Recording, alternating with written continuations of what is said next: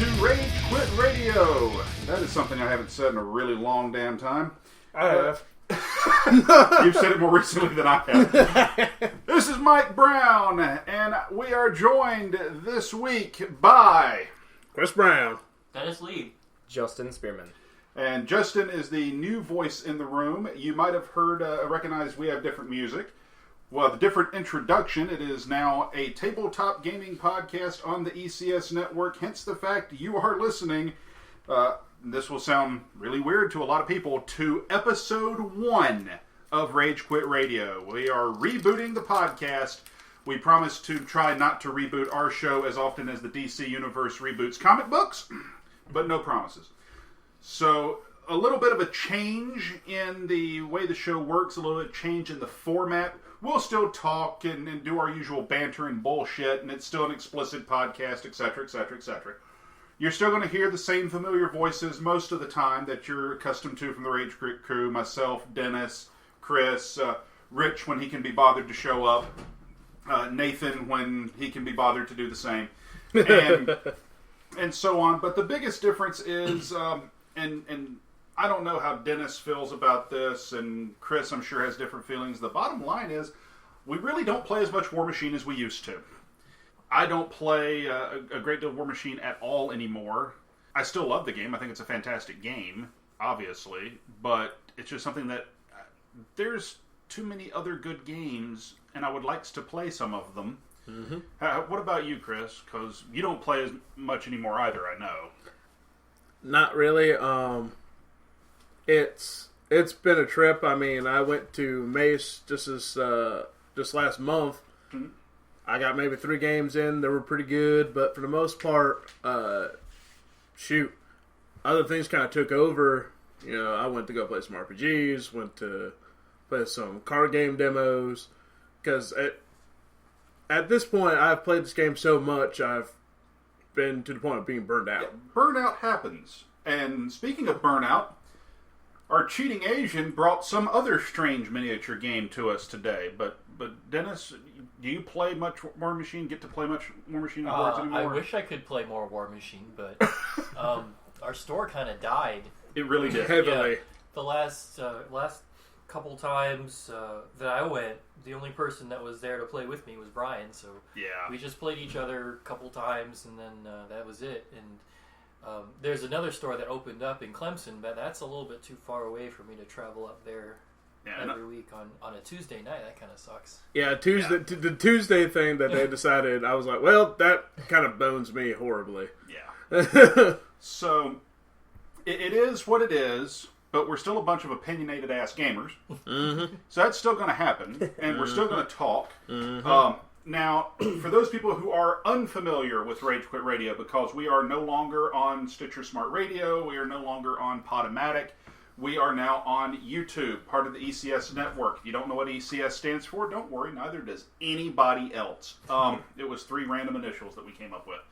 So the format changed to Rage Quit Radio. We used to be strictly War Machine and Hordes. We would tangent into other stuff. Our almost live episodes at conventions were almost always other stuff. Well, it just seemed like I'm at a convention. Why don't we talk about it? Exactly. And a lot of the tangent episodes where we didn't talk about War Machine turned out to be the most popular ones.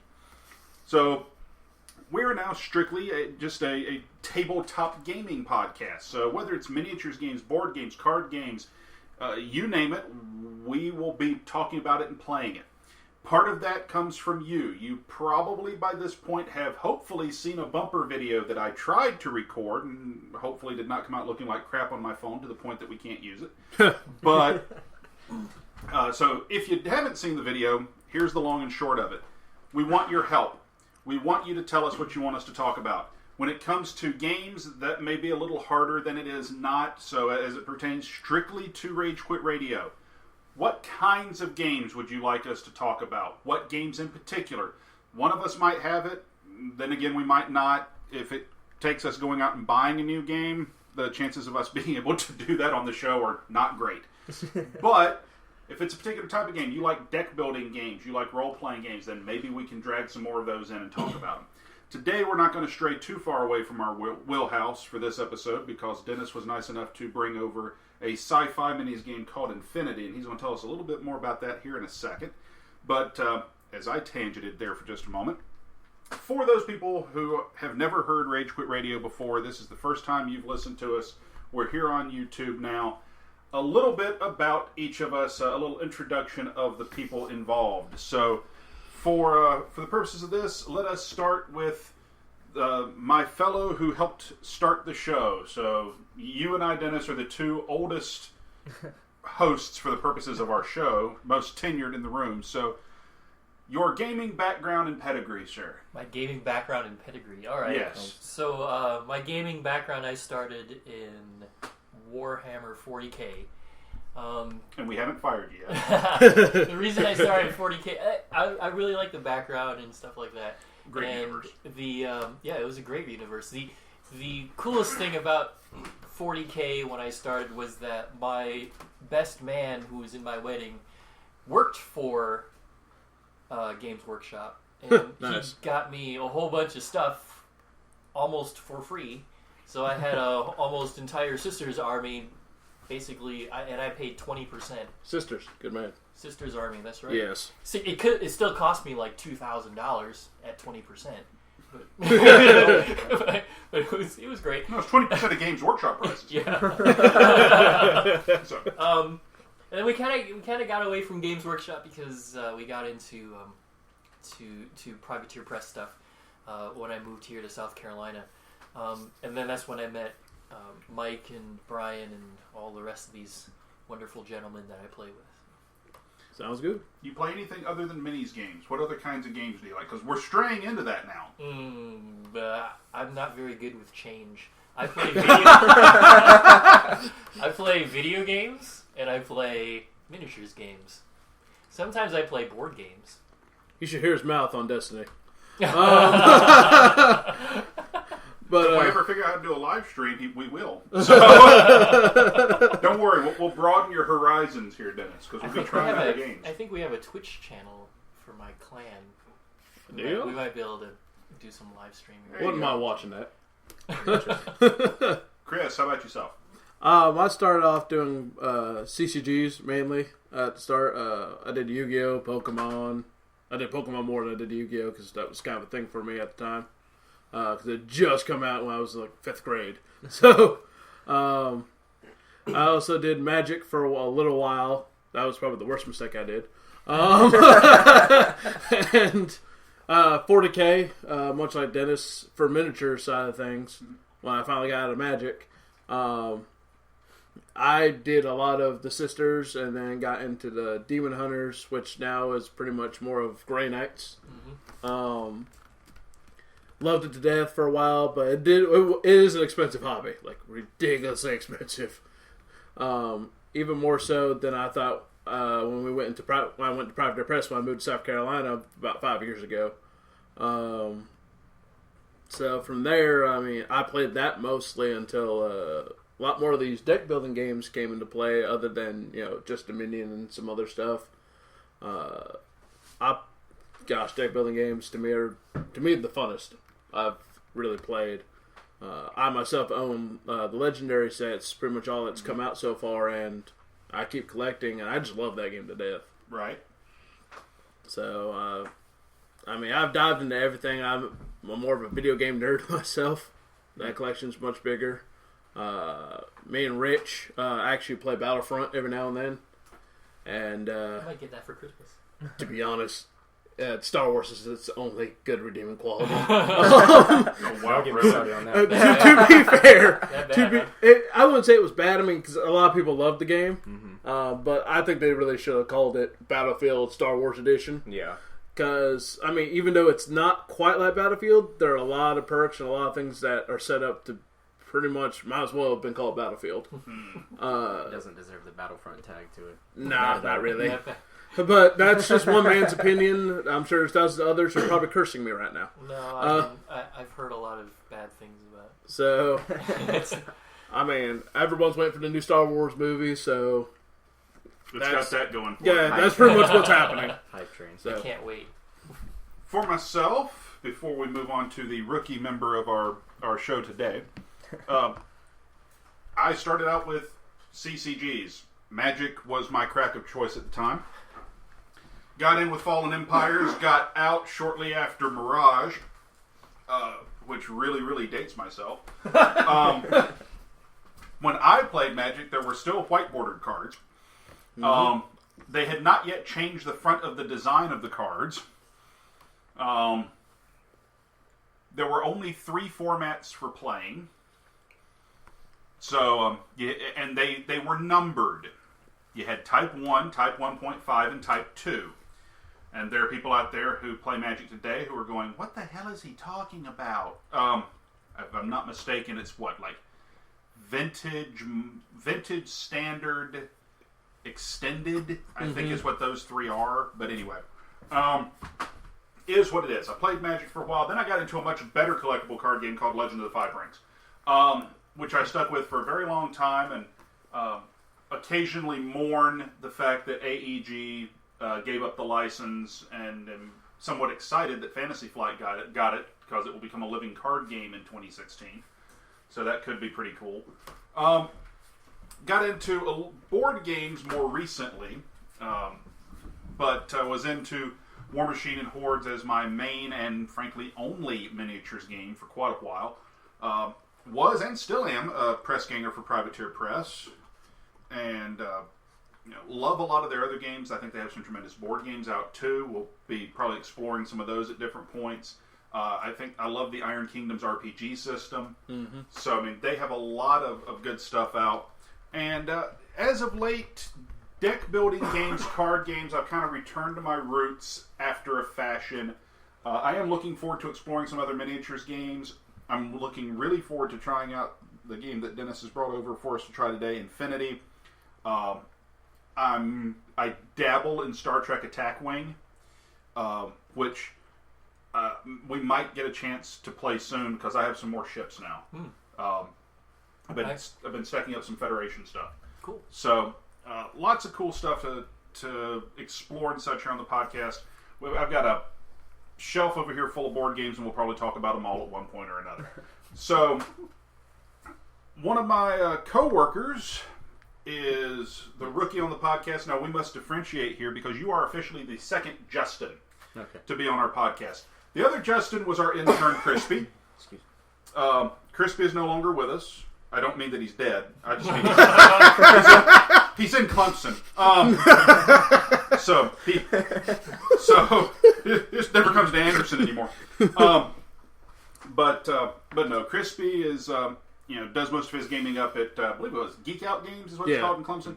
Wonderful store, by the way. If you're ever in the Clemson Central area, drop by there. Alrighty. So Justin, a little bit of your gaming background. So, as they've mentioned before, or you probably heard, I'm the rookie in this situation. All of my gaming background is literally in video games. Competitive, sponsored for a short period of time, playing Call of Duty Modern Warfare 2 and Black Ops. Mostly local tournaments, but there was a couple online situations where I was pushing top tier. Dropped out of that, did Twitch streaming for a while, picked up an Astro sponsorship for a little while, and then had some falling out between me and a partner. And then, and now I'm starting to get into deck building games mostly, is what I really enjoy. But these, War Machine, is that what it's called? Yes. Okay. Yes. It's not particularly my thing. It's interesting to watch. I watched a lot of YouTube videos of people playing it, but it's a little bit outside of my realm. But it doesn't mean I didn't enjoy it when I did play it. It was fun. I just felt like I was so new and so bad. It was just god awful. But I really enjoy deck building, and I want to get into new stuff. And Mike gave me the opportunity, and that's what I want to see. I want to see what kind of other stuff is out there, the different types of board games. Plus I'm like a couch co-op kind of guy. So when it comes to video games, so I'd much rather have everybody in the same room, and like I like to joke. And too bad they stopped doing games that way for a fashion. Yeah, it's really annoying. The best that is one of the things I've always said about board gaming in general, and it's one of the reasons I'm really happy to be able to talk about more of just all of gaming when we do this show now. Yeah. There is something to be said for a board game experience, a tabletop game experience, that cannot be duplicated, replicated with a video game. I mean, yes, Catan and now Sentinels of Multiverse and Carcassonne, and several fantastic board games have really good computerized implementations. I mean, you can even play War Machine on Vassal. Warhammer has a big following on PC. Yeah. Big following. But there's no substitute for being in the same room, talking, chit-chatting, seeing the person, and actually having the human interaction rather than clicking away at your keyboard or talking through a microphone. There is crap you will do and try to get away with when you are real brave on the other end of a keyboard that you will not do in real life. See, that's what I liked about arcades when they were still around. Because yeah. that was the thing, you pop the quarter up and be like, I'm next. And then my thing was, you actually got to show your skill, and you'd be like, yeah, I'm the guy who beat your ass. Not on the other side of the computer where somebody else could have a controller and you're the one talking. Okay. Yeah. I have to give a brief shout out to my dear friend Kaya Hicks, who in video games was very much an influence on my taste and whatnot. Arcades, and I love the fact that you brought it up because it's a great story. There used to be a wonderful arcade here in Anderson. It was at the Anderson Mall called Pocket Change. And Kaya worked there off and on for a while, but they got Marvel vs. Capcom 2, which is probably one of the last truly great arcade cabinet fighters. Yes. Right? And they got Marvel vs. Capcom 2, and the characters on it were usually time-locked. So after the machine has either taken an X number of quarters or been on for X amount of time, new characters unlock. Well, he had somehow gotten an import copy home console version while the arcade machine was still in the arcade. And he had been practicing with Jill Valentine from Resident Evil. And got awesome with Jill. And for Kaya's sake, got overly confident with Jill. And he walks in, and the machine, of course, is swarmed, right? Yeah. Because a good arcade machine, a good arcade fighting game, when you've got a good pool of players, I mean, it's like a spectator sport. Yeah. Yes. Right? Oh, yeah. It's amazing. So Kaya walks in, goes up to the machine, puts his quarter down, turns around, looks at the assembled crowd, because Kaya's a showman, goes, "My bitch has been unlocked. I can no longer be beaten at this game, and am willing to wager monetary units to that effect." And proceeds to put cash, and I don't remember if it was like 5 or 20, but it was cash money on the arcade machine. Oh, God. He gets up there and gets his ass stomped. I've watched Kaya play fighting games for years. Kaya is incredible. And he just gets owned. Soon as the game is over, he turns around, looks back at the assembled crowd. "I have a second announcement to make. I lied." So, it was what it was. As good as I was in the arcade, I never vowed I was better than anybody else. Because somebody always beat my ass.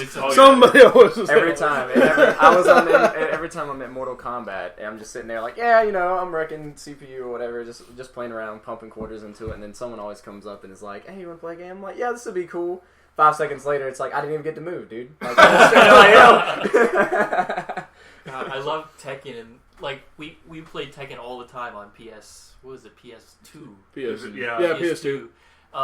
So me and my brother would play hours and hours and hours. So we'd get to the arcade, and I was like 15 at the time. There'd be like, and the only arcade that we could go to was at the college. So we went to the University of Wisconsin, and I'd put my quarter down, and they'd look at me and they'd be like, Really? And then we'd go in there and kick his ass. It was so fun. Well, it's funny how cocky people are, especially when they're only branched to their own community. They go to the arcade, maybe every weekend, see the same crew, they do the same stuff, whether there's a crowd of people or not. And then somebody new pops in, maybe moved in, decided to venture out. They're like, "Who's this guy?" "Yeah, he ain't got none." "Oh, I'll play him. Kick his ass." "What the hell? He's doing shit I never did." I'm like, "Oh, crap." It's the same thing in the online community. Yeah, but see, the only problem with online is I don't necessarily know if the person I'm playing is actually the one holding the controller. Because don't get me wrong, I have been someone who's done it. I'm the one talking trash. My buddy who's better at playing Halo or whatever is the one kicking ass on the game. So I'm just like, so you're just the hype man. Yeah, exactly.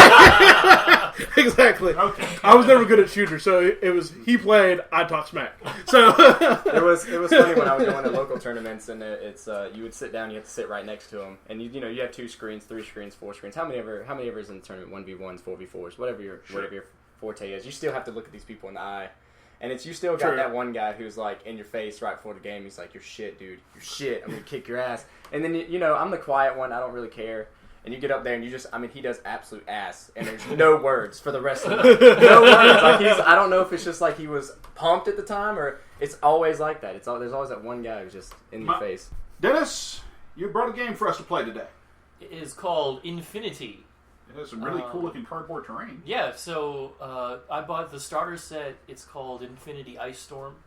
And it comes with a whole bunch of cardboard terrain. It comes with 14 miniatures, a small rule book, and then I brought along the big rule book as well to show you guys what it looks like. Basically what it is it's a sci-fi game set in the far future where the Earth has colonized other places. And then there's all these different factions that are fighting amongst themselves. And basically the Earth is owned by corporations. And so different corporations are fighting for power. Thought you said the far-flung future. Yeah. Far-flung? I thought you said the distant future. The Earth is owned by corporations. Yes. You sure this isn't like today? No, the Earth is different. See, the Earth is owned by lobbyists right now. Which is different from corporations. Okay. Okay. So it's getting there. Anyway, we're not careful. We're going to have a CEO in a few months. Can I be the CEO? So I'm pretty sure it's going to be Trump's job. that's the way this is going. So anyway, I might get kicked out of the country. You better watch out. I know. I thought about that too. I was like, you just yell about China first. You're in trouble. It starts with the Muslims, and then it just keeps on going from there. Yep. So there's 2 huge factions on Earth, which are the Yujing, basically China and the conglomerate of Japan and Korea and all that stuff over there. And then there's the Pan-Oceania, which is Australia and South America and stuff like that. And basically what's happened is that the United States has completely collapsed under like all of its economy collapsed and everybody. Huh, interesting. Society of excess fell in on itself. Huh? Exactly. Okay. That seems about right. It sounds familiar. So what the I'm checking the copyright to see where this thing was published. Europe. Spain. Fair. Continue. So basically, the starter box is Operation Ice Storm. It's the faction Pan-Oceania against a mercenary faction. I forget what they're called. Anyway, we'll figure it out later. Yeah. Basically, the difference between this game and other tabletop games is most tabletop games are your turn, my turn, your turn, my turn. Right. In this game, it's your turn, but whenever you move, your opponent has the ability to react to your movements. So the difference between this game and, say, War Machine is that guns actually do stuff in this game. Hey, now, for the record, as a die-hard Signar player, yes, my guns actually did stuff. I mean, no. guns besides Signar do stuff in this game. So, no. I played 2 of the games. I played 2 of the games other than Infinity where guns actually did matter. One's the Batman game, and guns literally do matter. Yes. And I played Relic Knights. Guns do matter. But hold on a second. You said factions other than Signar. Okay, hold on. So you never played Retribution? No, Retribution's guns suck. Liar. You lie like a Sears rug. But Retribution's a melee faction, man. What are you My ass! I mean, they have the best melee in the game. Just because we're not predominantly a War Machine podcast anymore doesn't mean that you can bullshit our entire That's like my ass. No, I'm trying to get new people to play Retribution as a melee army. Wow. Okay. You ruined it. Dude, however, Gareth is the greatest of all the Retribution casters. Something. Anyway. You ain't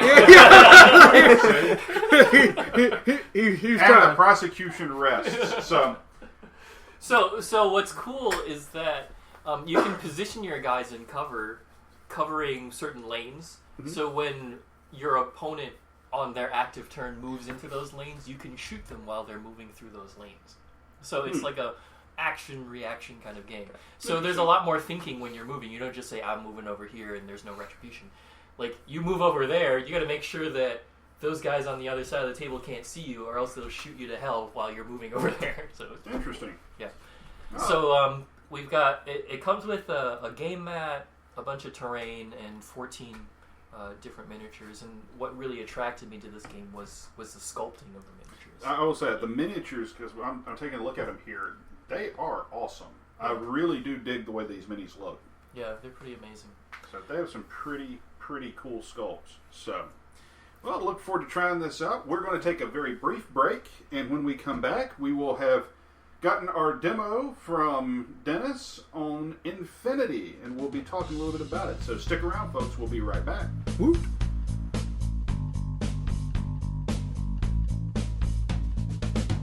All right, everybody, we are back.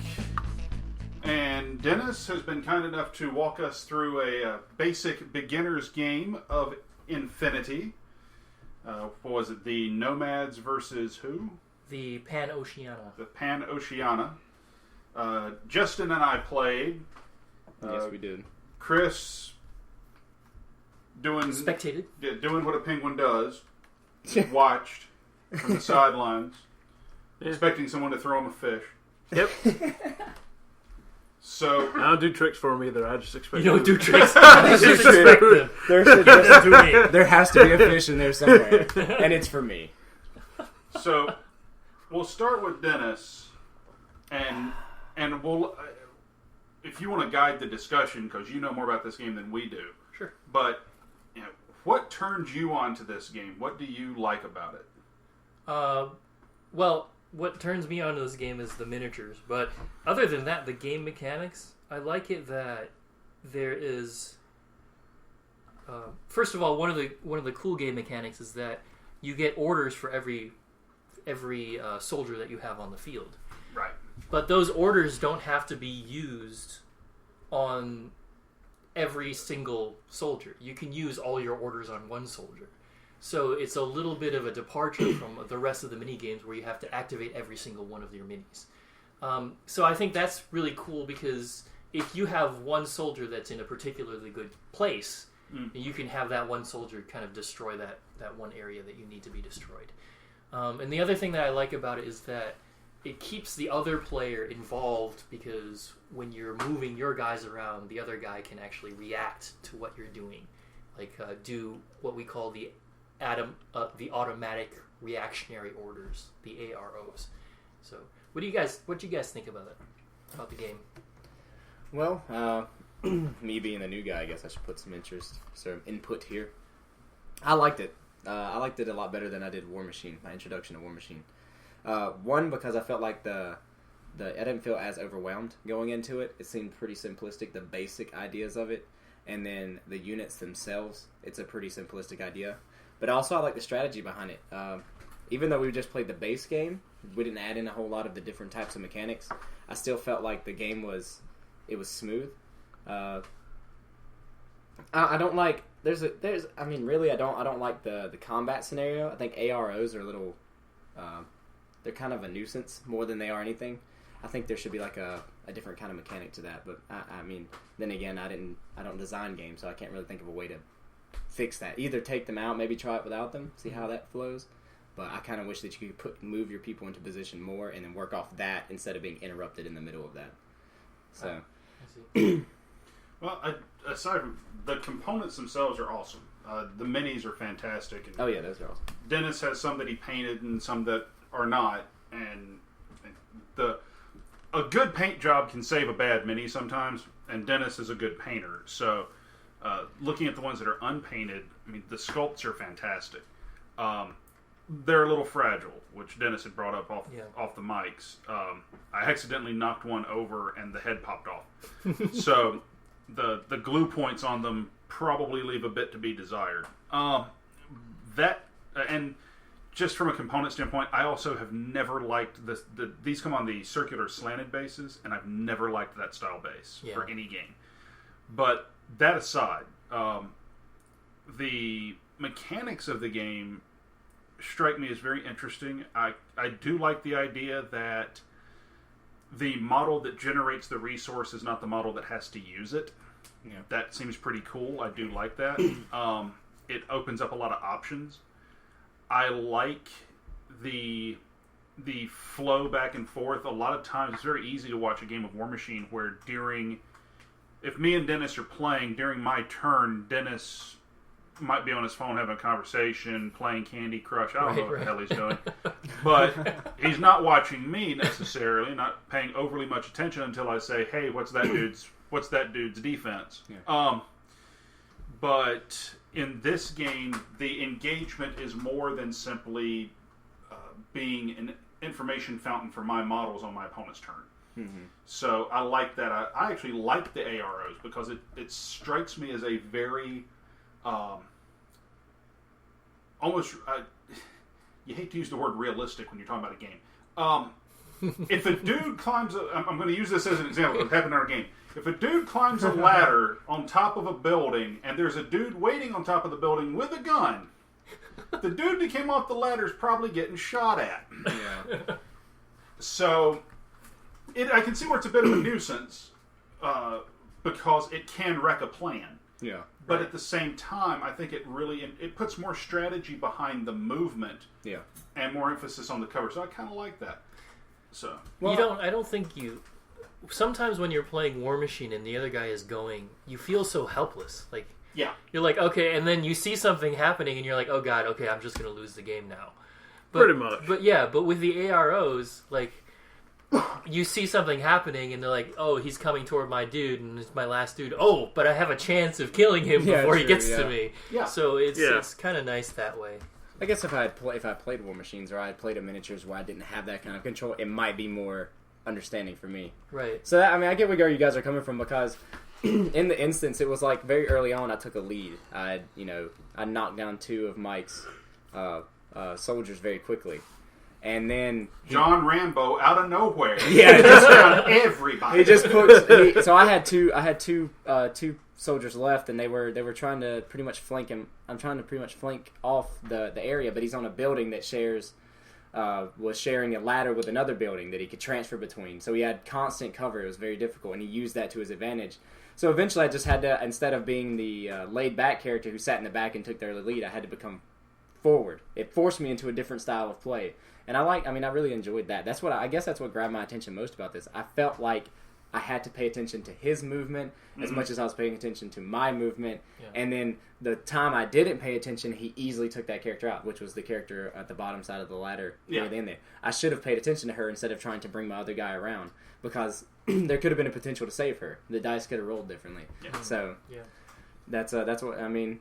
With a dice game, you're going to lose on the roll sometimes. But at the same time, if I would have moved her, we don't know what would have happened.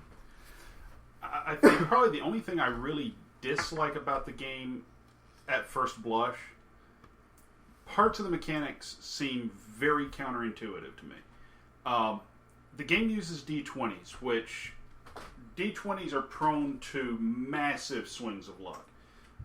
There's a reason that, especially if you go into role-playing games, there's a big difference between playing a game like Dungeons & Dragons that runs off of a D20 and games like, say, Legend of the Five Rings that runs off of multiple D10s. Because one of these games is going to play to the law of averages more, or Iron King was even a better example. One of them will play to the law of averages more, where a well-rounded, balanced character is going to do well because they are effectively they are the average. But a game like D&D is prone to wild swings of luck because you're on a D20. Yeah. So, and it's more of a over-the-top heroics kind of thing. Yeah. Right. So, that said, I'm rarely a fan of a game that uses D20s a lot. But the counterintuitive part to me to this is sometimes you want high, sometimes you want low. Really wish they'd have just picked one direction or the other. Right. Yeah. And that had me confused a couple of times. I do have to admit that. Because if you're trying to hit somebody, you want to roll low. If you're trying to defend, you want to roll high. Yeah. Yeah, and like when you want to roll lower than your skill, but high enough so that you can be higher than the other guy's roll or something like that. Yeah. I think they could have changed buffs too. They could have changed because there was buffs to help out with like getting, it adds +3, so now you have +3 that you can miss. So it's like if it was 12, you need to roll under 12, but you're in cover, so +3. So now you need to roll under 15. Yeah. They could have just changed the buffs and made it higher. Right. So it's like, and there's a mechanic called a face-off in the game. So we'll say, to use the for instance, we used very basic game, 3 soldiers per side, basic foot soldiers. Their rifle gives you a 3-round burst. You're going to roll 3 dice. So I roll my 3 dice, but let's say that Justin got a reactionary attack against me. He got an AR against me. So he gets to roll 1 die because that's all he's got time to squeeze off, 1 bullet. Okay. Well, in this exchange, if Justin misses entirely, then it doesn't matter. My dice do what my dice do. If I miss entirely, it doesn't matter. Justin's dice will do what his dice do.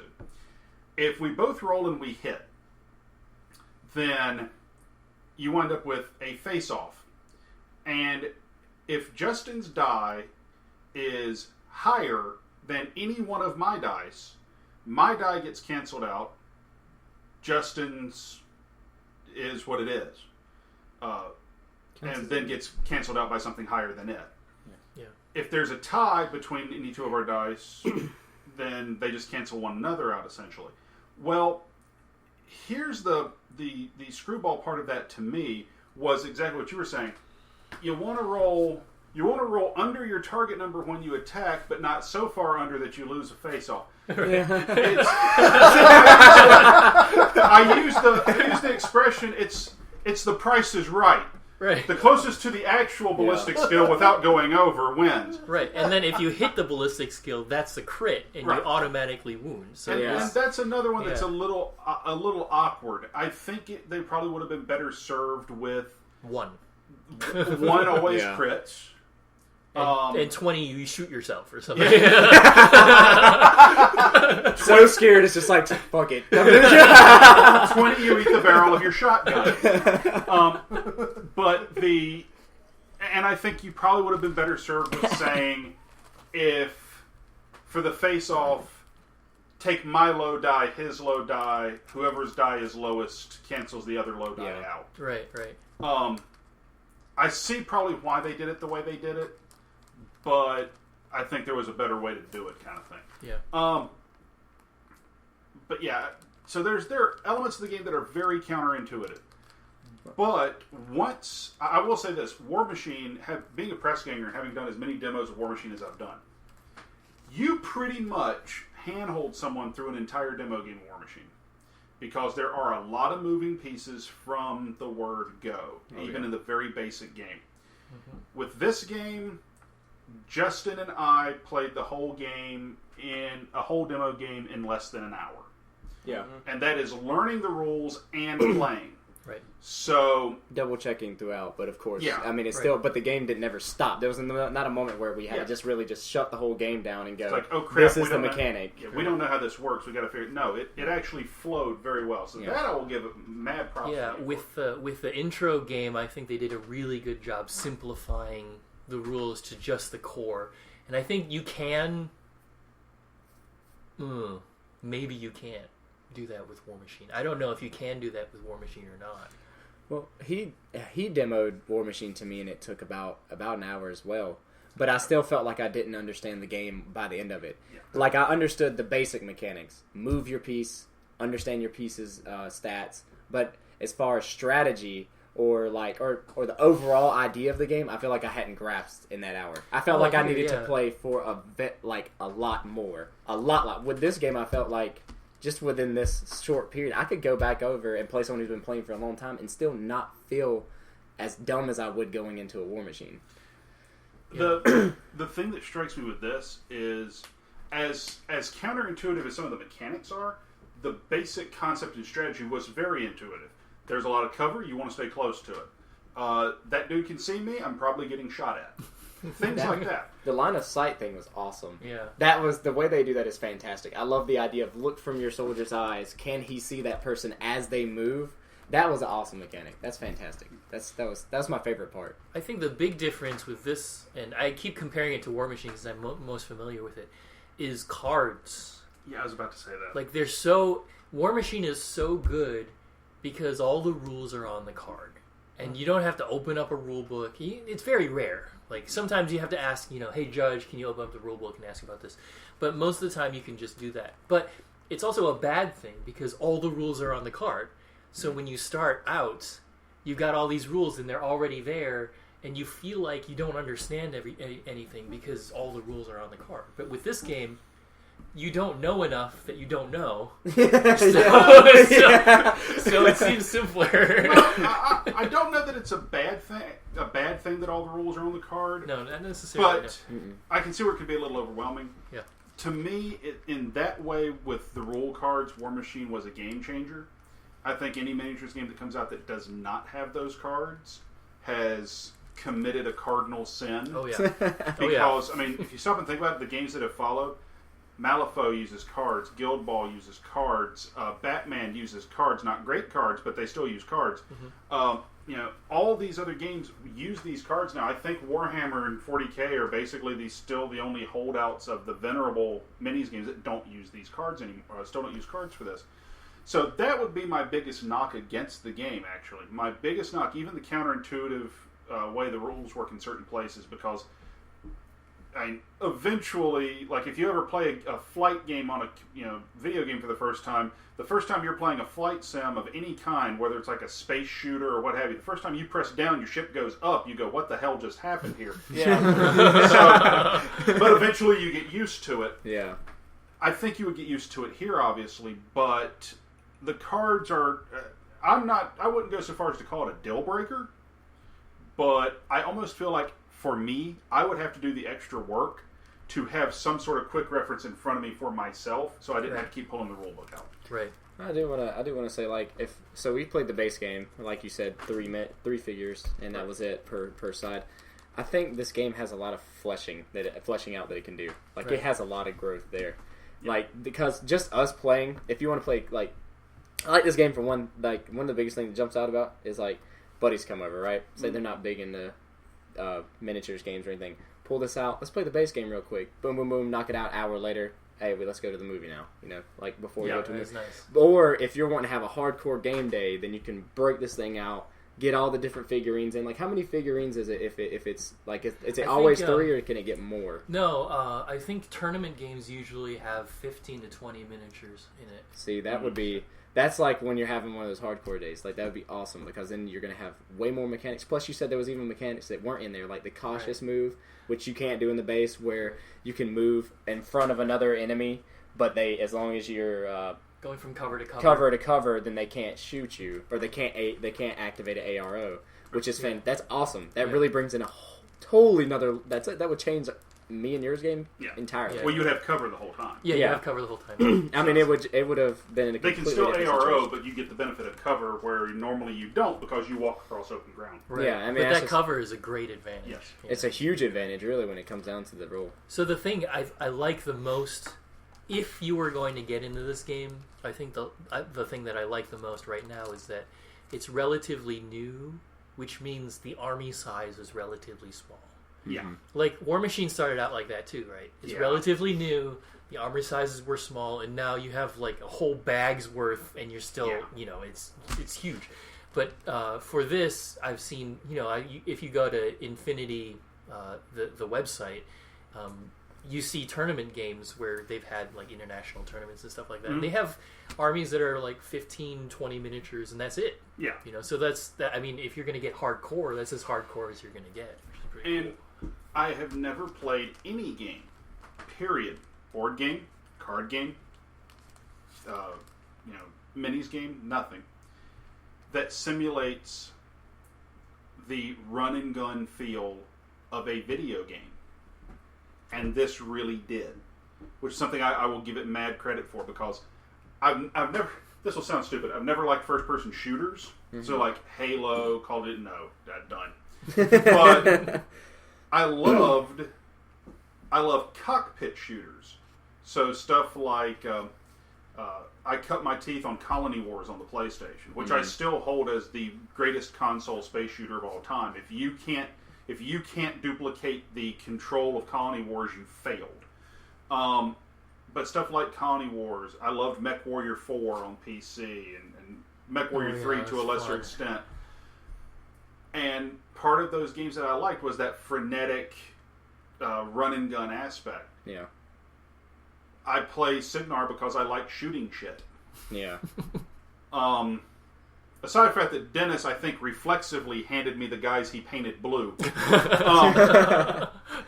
But that aside, this game actually had that run and gun feel. Oh, yeah. At no point, we wound up base to base at the very end of the game just because I was being obnoxious as shit and wanted to put the gun in the other guy's stomach before I pulled it. But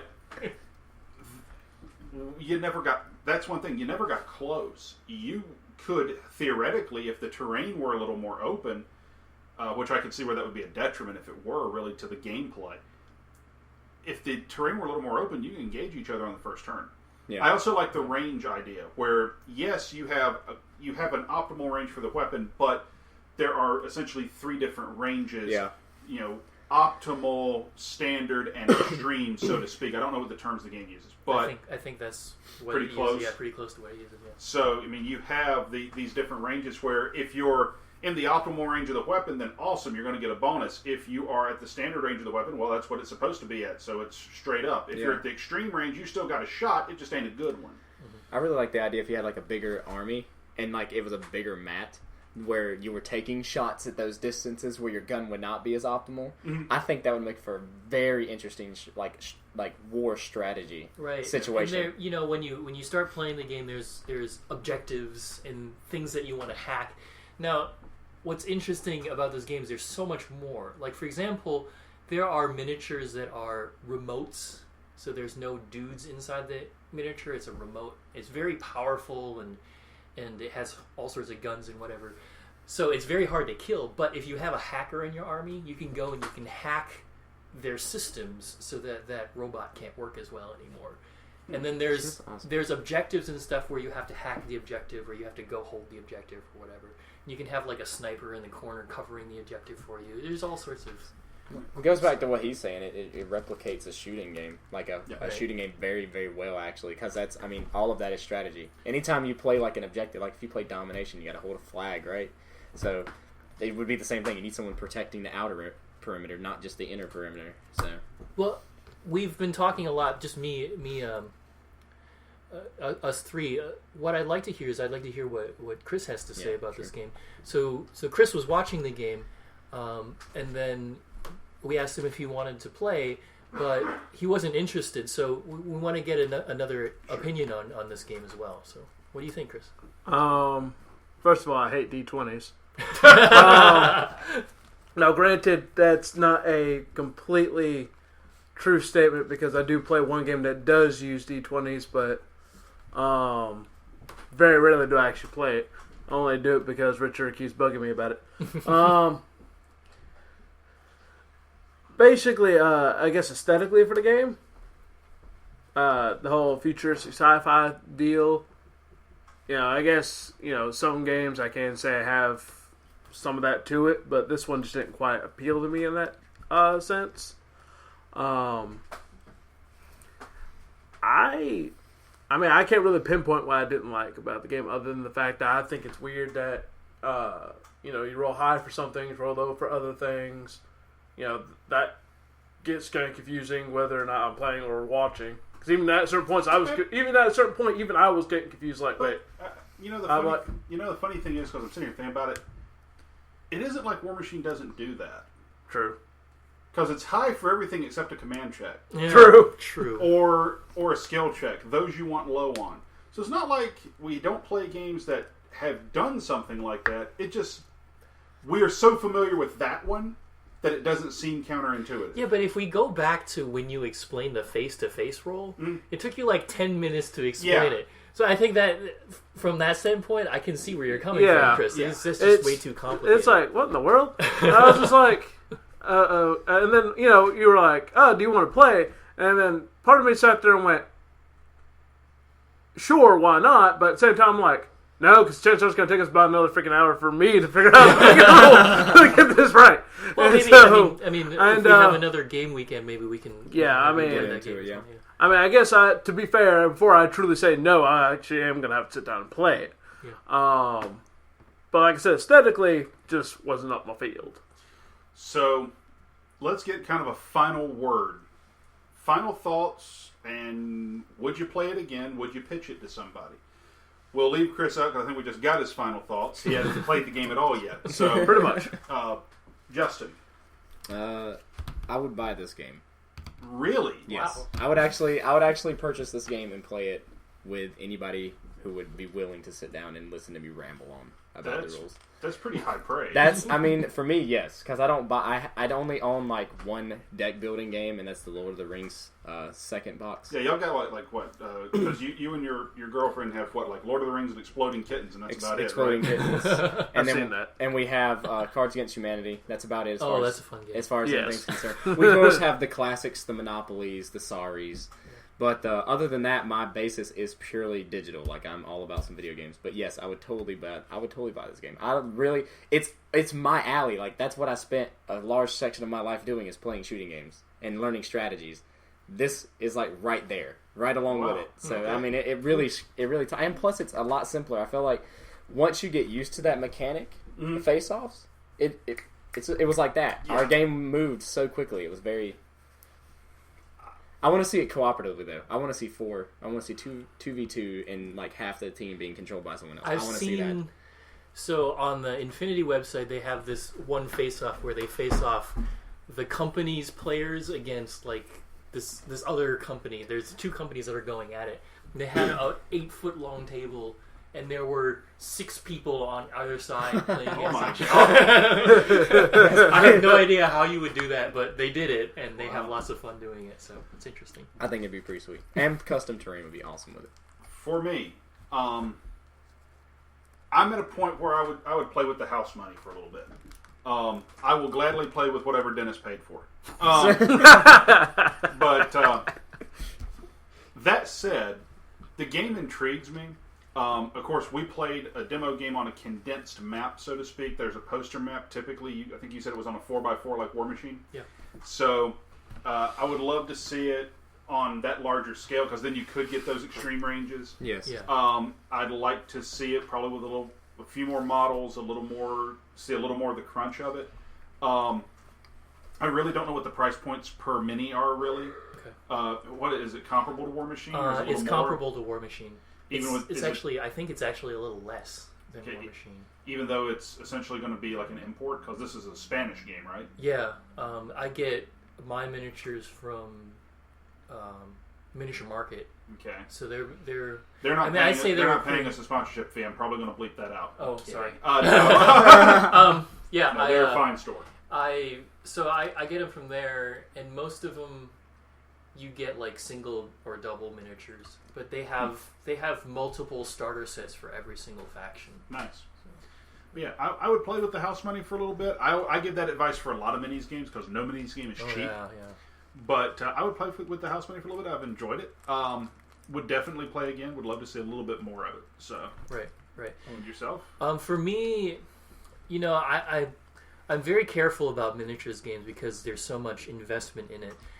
For me, I'm like Justin. I want to buy this game, and I already bought the game, but I want to. I want to get into it. I want to have a big army. I want to play in tournaments. I think that would be a lot of fun to play this game like that. But the problem with this game is that it's from Spain, which means that there's not very much exposure in the United States for this game. It's not like Warhammer or War Machine. There's not a lot of stores that carry a lot of this stuff, and because of that, there's not a lot of people that know about this game. It's not even a niche like a Malifaux or a Guild Ball at this point that's building an audience like that. Right. Yeah. So they're trying to build the game. They're coming to a lot of the conventions. I think they went to Adepticon and other other big conventions, but I'm Right. not sure if it's really catching on in the U.S. or not. There are good big U.S. players that go international to play this game, which is kind of cool. There's a bunch of people that play in Atlanta, but it's too far away for me. Right. So if I can That's get, a heck of a try. yeah, if I can get some people to play the game with me, I would love to just sit around and play the game. Right.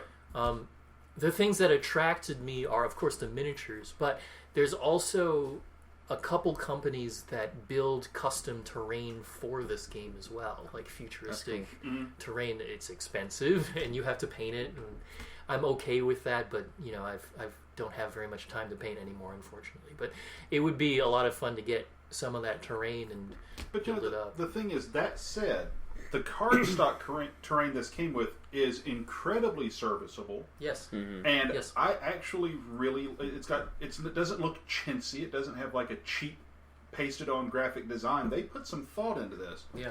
It fits the lore of it Yeah. almost. It's got that futuristic feel to it, but it's all, and I mean, I think that'd be good just for the basics if you're just starting out, and even it creates an idea like, you don't have to make hard, physical. You can take foam, cut it out, just like you do for War Machine. Make your small just make your own terrains and get out there and start playing. Yeah. I mean, I think it's great. Like I said, I would buy it if I knew there was going to be people to play it with. Yeah, so if we can, if it's just you and me, I will definitely play. We can play. I will. But if we can get, a couple more people together and convince them to play the game, I would demo this game to people because it's so easy to demo. I mean, it's really easy to demo. Because I would really I think once they see the base game, they're going to be like they're going to be like me. They're going to, or if they're interested in this kind of thing, they're going to be like me and see, man, I want to see the mechanics. I want to see it get intense. I want to start mixing and matching strategies, taking certain characters, utilizing certain abilities, things of that nature. Instead of or even if you want to keep it simple, just have a big ass army and just ram it into each other. Well, now, let's not take this the 40K route. This is supposed to be covert. They're not in open war yet. Yeah. Well, I will say this. I enjoyed this game. I look forward to playing it more. We do another record game day. Definitely we should work some more stuff into it. That'd be fantastic. That'd be cool. So, enjoyed it a great deal. Well, folks, I think that is going to wrap it up for this episode of Rage Quit Radio.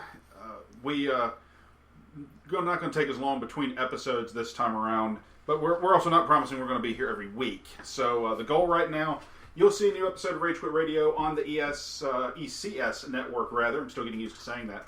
About once or twice a month. Hopefully twice, fingers crossed. But very much looking forward to bringing more RQR and more great games to your YouTubes, to your cell phones, to your ears as you sit down and chill with us as we play a bunch of different games, have a whole hell of a lot of fun. Until next time, this is Mike. Dennis. Chris. Justin. And we'll see you next time on RQR. Really? Yes, really. No, we'll hear you. They're on YouTube Wait, isn't now. that- They can see something. It's not going to be us, but they'll see something. All right.